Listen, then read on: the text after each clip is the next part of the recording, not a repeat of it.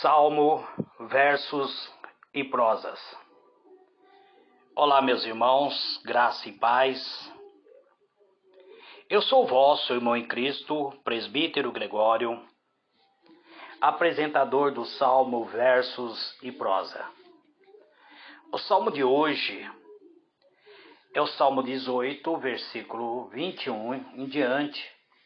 Eu estarei lendo e fazendo um breve comentário nesses versículos.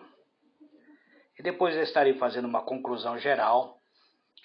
Não vou concluir o Salmo hoje, porque esse Salmo contém, ao todo, 50 versículos. Então vamos procurar comentar o máximo possível.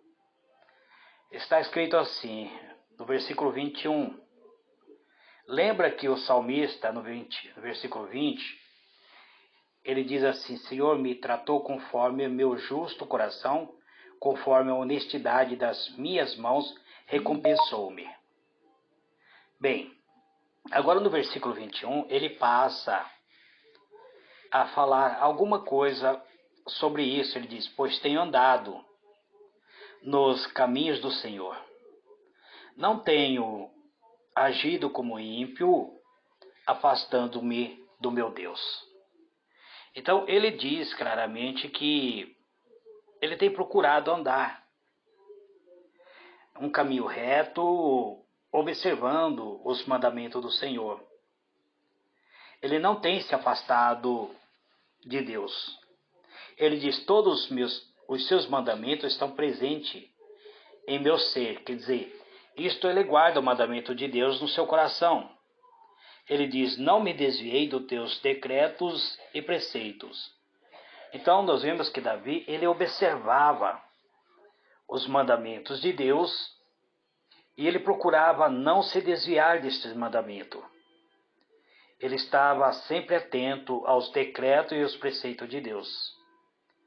Ele diz: tenho sido irrepreensível para com ele e não me permiti praticar qualquer mal. Então ele analisava a palavra de Deus, observava a palavra de Deus, e quando a palavra de Deus mostrava para ele que alguma coisa não estava de acordo com a palavra de Deus, então ele procurava não praticar. Isso era ser irrepreensível. Ele diz: o Senhor me recompensou segundo a minha justiça, conforme a pureza que seus olhos viram em minhas mãos. Bem, aí nós vemos que ele diz que Deus o recompensou. Quer dizer que tudo aquilo, ele tributa a Deus, tudo que ele tem, tudo que ele recebeu de Deus, ele tributa a Deus, como sendo da parte de Deus. Ele diz que tudo que ele recebeu de Deus foi segundo aquilo que Deus compreendeu estar sendo praticado por ele. E o versículo 25 ele diz: ao fiel te revela fiel, e ao irrepreensível te revelas irrepreensível. Ao puro te revela puro, mas com o perverso reages às alturas. Salvo que são humildes, mas humilha os de olhos altivos. Isto ele está falando do versículo 25 até o versículo 27. Então Deus, sendo um Deus de amor, essa é uma das verdades bíblicas, pois aceita por todos nós que Deus é um Deus de amor, pois expressa a essência de Deus, que conforta o nosso coração. Nós descansamos tranquilo na certeza de que não importa o que aconteça, independentemente das nossas atitudes, Ele, o Senhor, continua nos amando. Alguns se utilizam dessa prerrogativa de Deus para viver segundo os desejos do seu coração. Mas o que não o que não lembram, também não gostam muito, é que Deus, além de ser um Deus de amor, Ele é um Deus de justiça. Ele é justo e por isso nos julga de maneira correta, sem considerar culpado ou inocente. Mas também Ele não passa a mão em nossa cabeça só por Ele nos amar. Se nós erramos, somos passíveis a sermos punidos com Ele. Então, ao justo ele se mostra justo, mas também ao injusto ele retribui conforme a injustiça praticado. Deus não imita a nossa maneira de viver, mas nós é que somos moldados para sermos semelhantes ao seu Filho amado, a Jesus. Se somos fiéis, então Deus se revela fiel. Se somos irrepreensíveis, se somos puros, Ele se mostra da mesma forma, porque são suas características. Não são a nossa característica, mas quando nossa conduta não condiz com a essência de Deus, Ele exerce sua justiça. Não que Deus seja um Deus perverso. Ele não se torna perverso como perverso, porém, ele repreende. Ele permite que o perverso continue na sua perversidade e se ele não muda a sua conduta, ele recebe segundo a sua conduta. Quais são as recompensas que nós merecemos? Quais será a atitude que estamos tomando diante de Deus? Ninguém colhe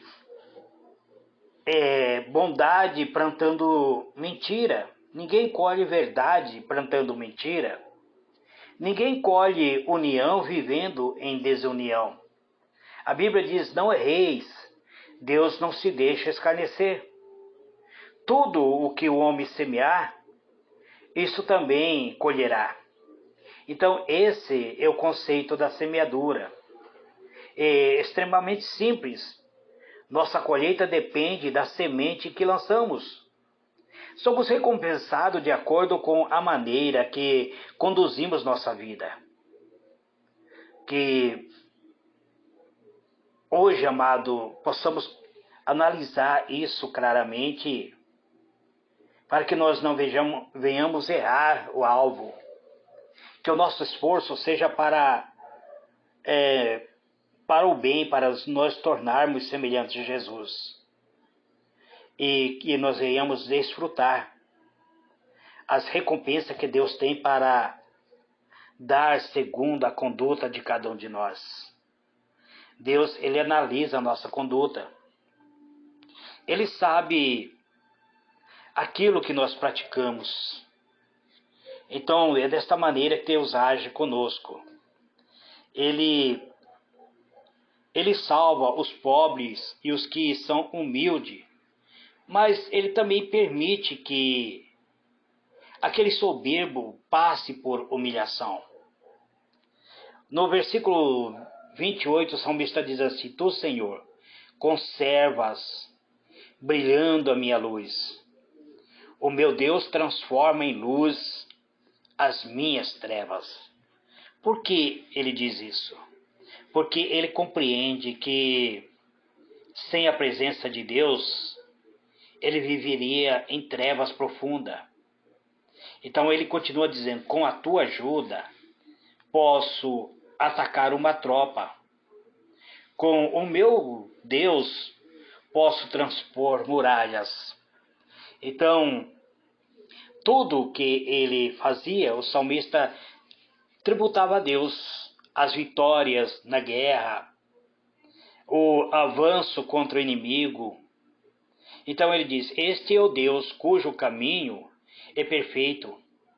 A palavra do Senhor é comprovadamente verdadeira.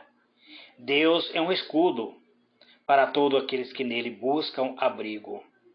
Então, se você segue as palavras de Deus, se você observa os mandamentos de Deus, então teu caminho será perfeito, porque a palavra do Senhor, ela é verdadeira. E esta palavra se torna um escudo para aquele que nele busca um abrigo. Aí o salmista diz: quem é Deus além do Senhor? E quem é a rocha a não ser o nosso Deus? Ele interroga, ele pergunta: poderia existir alguém, algum outro Deus poderoso igual ao nosso Deus? Uma proteção semelhante a uma proteção de rocha, como é o nosso Deus? E ele diz assim: o Senhor é o Deus que me reveste de poder e faz o meu caminho perfeito. Então isto é tributar a Deus tudo que nós fazemos. Ele torna os meus pés ágeis como a das corças e sustenta-me firme nas alturas. Então as corças eram os animais mais ágeis que Davi observava. Para eles, as corças eram animais ágeis. Então ele diz que Deus fazia com que ele se tornasse ágil. E Deus o mantinha firme, aquele padrão de vida que Davi tinha. Ele diz: exercita minhas mãos para a batalha e fortalece meu braço para vergar o arco de bronze. Tu me dás teus escudos da salvação, a tua mão direita me garante a vitória. Desces ao meu encontro para dignificar-me. E aí ele diz que Deus apraina o seu caminho. Aí ele diz: apraina o meu caminho para que eu ande livres, meus tornozelos não se torçam. Aí que ele diz assim: persegui o meu inimigo e o alcancei, e não regressei enquanto não for destruído. Isto é ser revestido de autoridade. Hoje em dia, amados, muitos de nós, se enfrentássemos as batalhas que Davi enfrentou, talvez retrocederíamos derrotado. Porque Davi enfrentou grandes gigantes, perseguições terríveis, batalhas sanguentas, mas em tudo ele foi vitorioso. E ele tributa a Deus, dizendo que Deus é que fortalecia. Ele diz que Deus permitiu que ele perseguisse seus inimigos e o alcançasse, e o derrotasse. Ele diz: arrasei-os e não conseguiram reerguer-se, morreram debaixo dos meus pés. Então, amados, eu fico muito contente ao comentar esse salmo.